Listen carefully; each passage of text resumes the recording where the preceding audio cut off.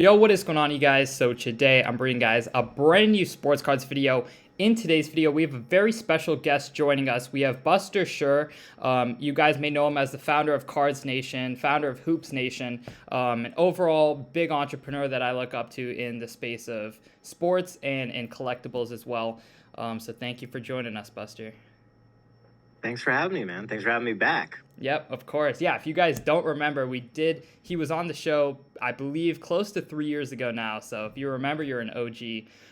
But without further ado, we're going to hop right into the video. So the first topic that I wanted to cover, of course, being that you're a social media person, you have accounts with million plus followers. I did want to get your kind of take on the social media scene in the sports card community. So I know there's a lot of up and coming content creators that have come up since the whole emergence of this hobby, since it really blew up since 2020. So I want your take on the stage you think we are in. Of course, some of the most followed accounts are like Sports Card Investor on YouTube with, I would say, 200 to 250,000 subscribers. Where do you see that going? Yeah, so I think there are a lot of great creators, in the space, and it's been really fun to see. I think what happened to a lot of creators, though, is that they desensitized their audience because they talked about all the record prices and everything happening, and that's what they based all of their videos on. And then obviously the market fell, Yeah. 50 plus percent for high end, sometimes in certain instances higher than 50%. So now, those same creators don't have the, ability to, make videos about higher prices and new records because they don't exist right now.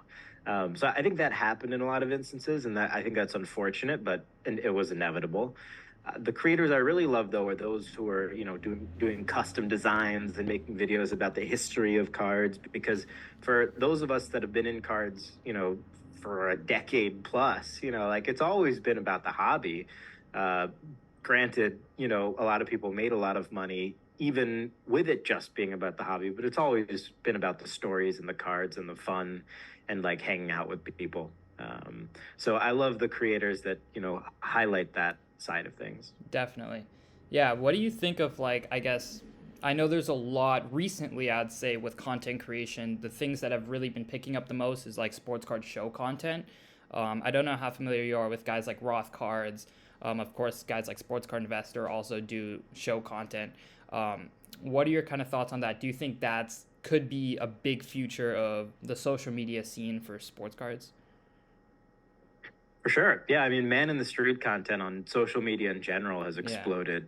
Basically everything that's happening now in social media happened like 20, 30 years ago in TV shows.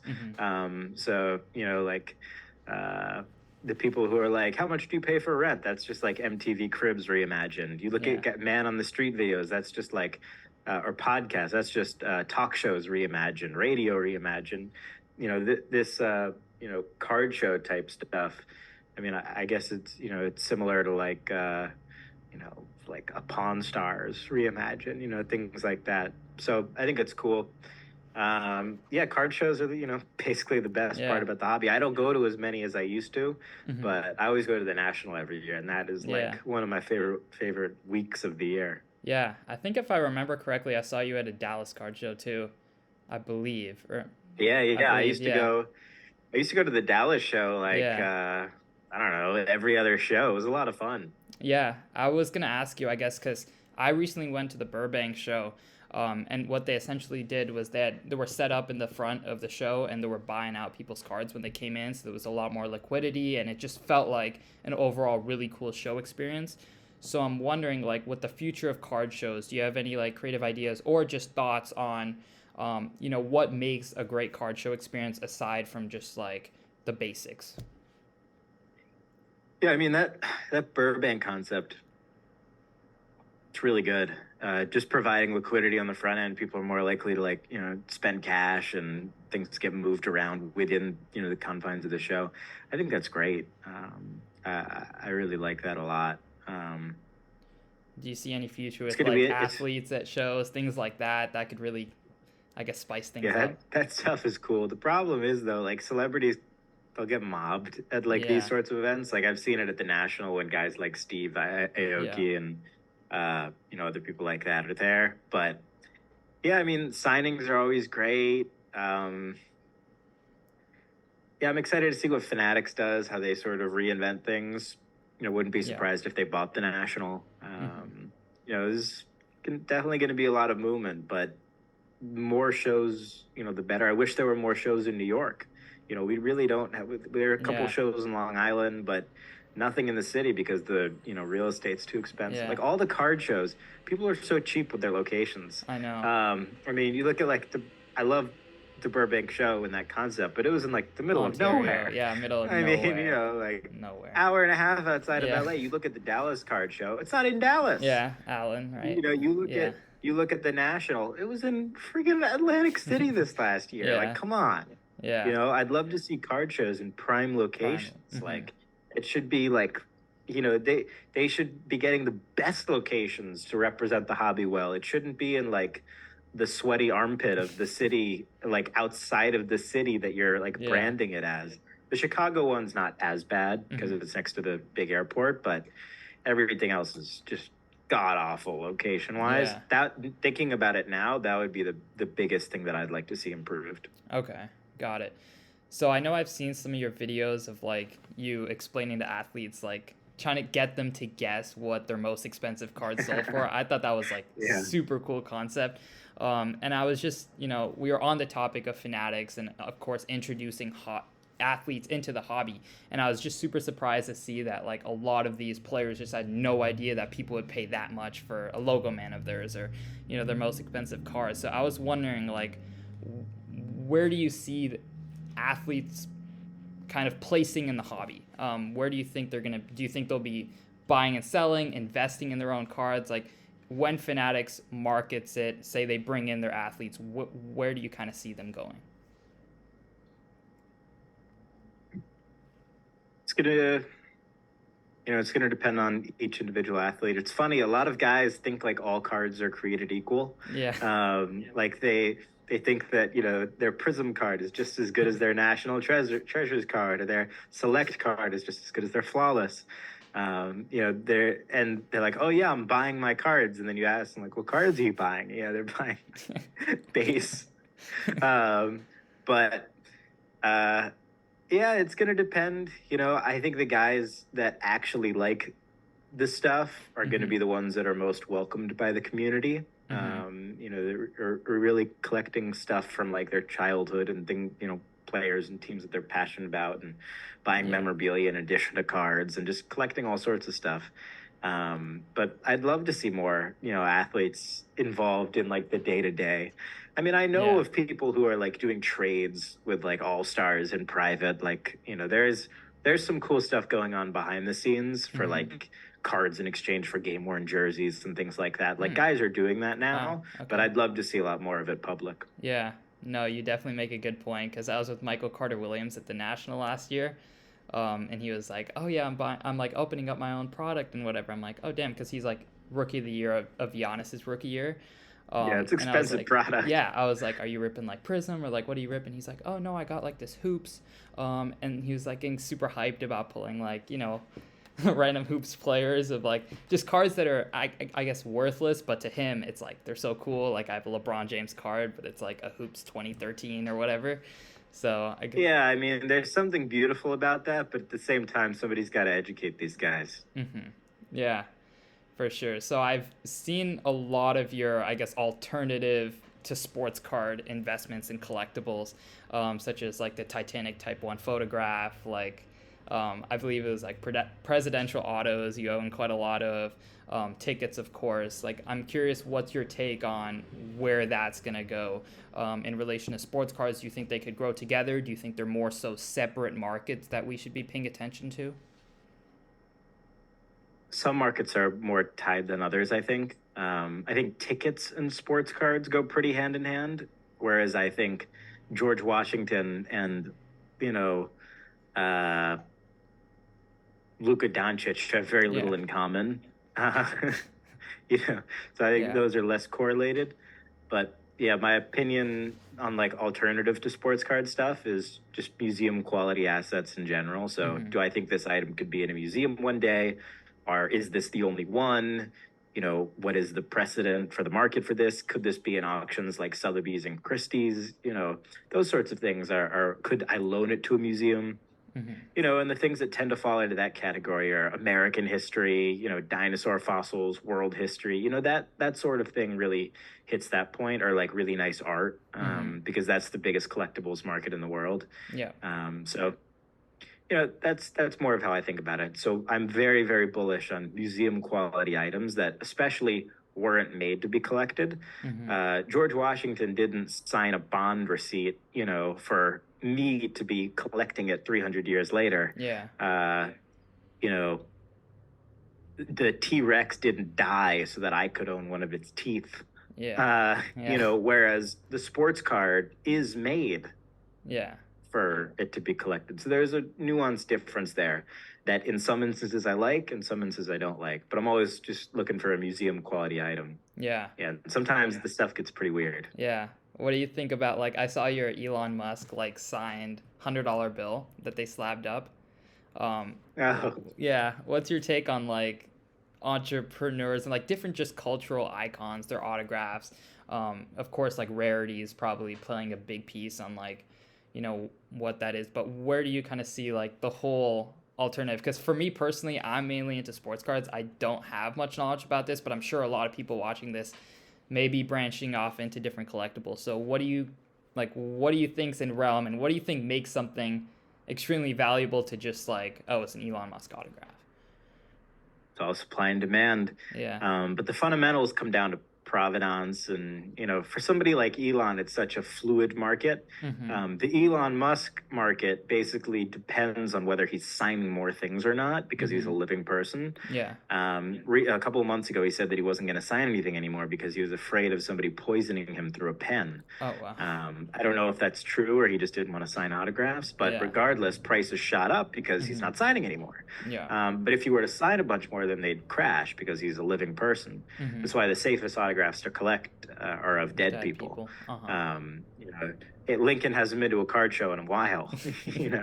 So with that in mind, there's obviously a lot of nuance. But for guys like Elon, it's super fluid.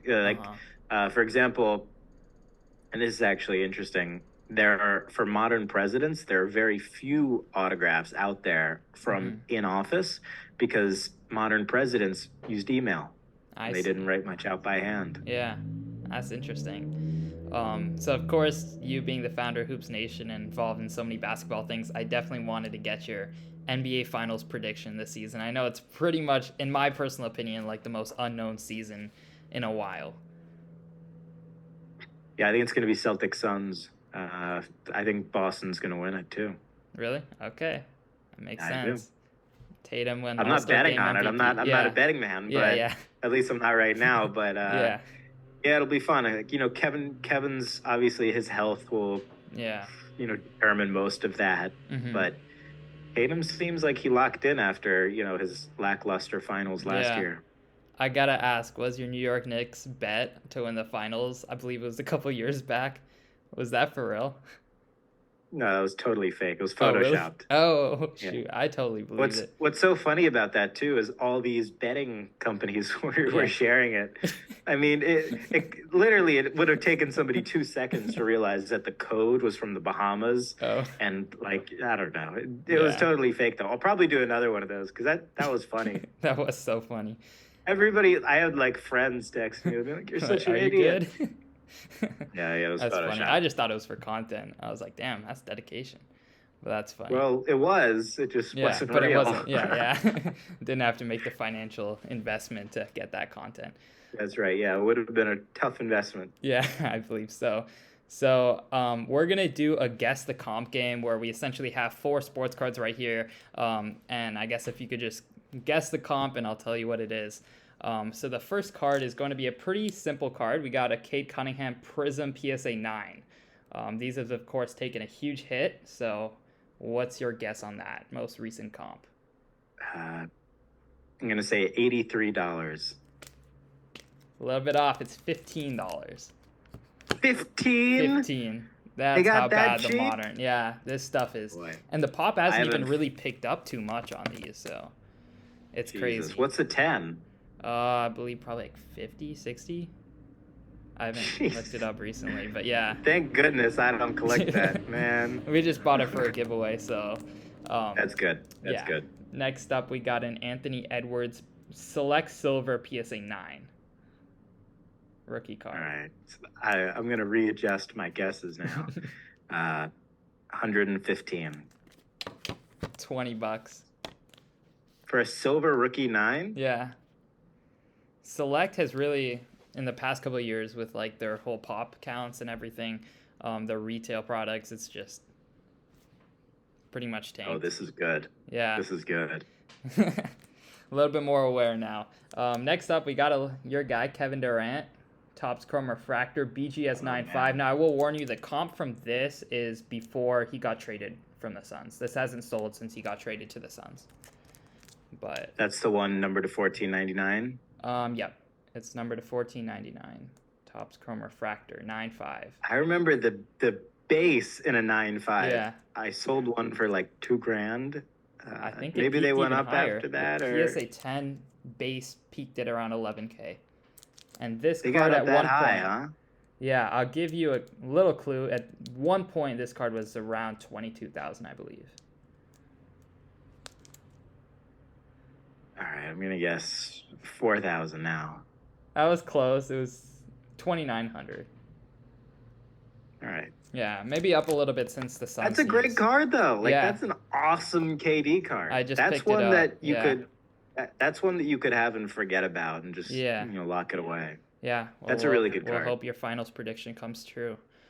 But I had to ask about my Kawhi Leonard Prism Gold first year Prism rookie BGS 8.5. I will warn you, this comp is from April 2022. So a little bit different of a market. I know you may not be close on it, but I wanted like an honest, just random. What would you say? Number to 10, BGS 8.5, first year Prism. Last comp, Gold. I'm gonna guess 24. 24? 50.4. Yeah, what's the number? 50.4. All right. So, I mean, that's a great number. The sale was in the same grade? Yeah, same card.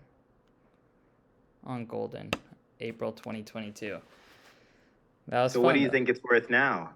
What I think it's worth now. So, I mean, Kawhi's, so that was actually during the peak of like Kawhi's injury. So it wasn't a too hot market for Kawhi even in April 2022. His Prism Silver is down like 15 to 17% since then. It's actually creeping back up. The next sale will probably be closer to the same, but I don't know. I mean, I did not realize how much the low end dropped off. yeah. That's crazy. I know. That was one of the big, like, I guess, shifts in the market. I'd say, like, a lot of the higher end, especially for guys who are, like, super rare stuff like this, it hasn't really dropped off to the extent that most people think it has. For the stuff that's sold more often, I think that's got beat up the most. But for stuff like this, like, I believe... People are just undercutting each other yeah, daily. Exactly. Because I believe, like, for this card, I know Rizzo, I believe he owns... If you're familiar with Rizzo Sports, I believe he owns 2 or 3 of these copies. And then I know another guy who owns 2. So they pretty much cornered like 5 or 6 of them. And then I have 1. And then there's probably 3 more out there. And they're like holding for the long term. So I don't know. But we'll see. Great. What are your thoughts on the you gotta Clippers? be rooting for the Clippers. I know. I'm from the Bay and I'm a Warriors fan. But I'm like, I kind of want, like, when the Warriors play the Clippers now, I'm just like, I'm a Clippers fan. I can't even bite it. That's so funny. Yeah. Is that your favorite card? Yeah, I mean, it was more so of an investment. Like, when he was injured, I got into it at a pretty good number, traded into it. So I was like, let's ride it out. Hopefully he's in the spotlight again, because his stuff got really beat up. Like, when guys get injured, like an ACL injury these days, like even in a soft market, and then on top of that, an injury happens and there's even less demand towards someone, like, you'll be surprised how low. Like, guys like Jamal Murray, like, I was buying him up this past offseason because his stuff was, like, totally forgotten about. Like, some of his premier cards would go on eBay and get, like, 2-3 bids. Like, it was pretty crazy. So those are, like, opportunities that I'm always looking for where I'm like, if someone can get back to the spotlight, which I believe Kawhi can, I hope this postseason he has a good postseason. But I think that's like some of my personal favorite opportunities because you can get stuff at like a quarter the price if you can do it right. So, Respect. I like it. interesting. I like it. Yeah, high-end cards, man. It's fun. It is fun. It's a fun It's game. risky, especially with Yeah, injuries, with like current players, stuff like that. highly speculative, but you know your stuff, so you'll be all right. I was like shitting the bed in the beginning of the season when Kawhi was like not playing at all. He would like play a game, play like 15 minutes, and rest like the next two games. But thankfully, he's kind of gotten his stride back a little bit. What's the best Kawhi card? I mean, that's got to be right there. Yeah, it's right below the logo, man. Because there's no, so for 2012 Prism, it's pretty much just base, silver, green, and gold. So there's no like black 101. There's no all these other parallels. Green's to 5, right? I don't believe green's numbered, but it's supposedly incredibly rare. So there's not, I believe the pop count on it for Kawhi would be like sub 20 in a PSA 10. Oh, okay. Yeah. Got it. Yeah. Cool. Yeah, I appreciate you coming on. Everyone, I'm going to leave Buster's links in the description below, YouTube and Instagram, so go show him some love. But thank you so much for coming on. It was great talking. Always, man.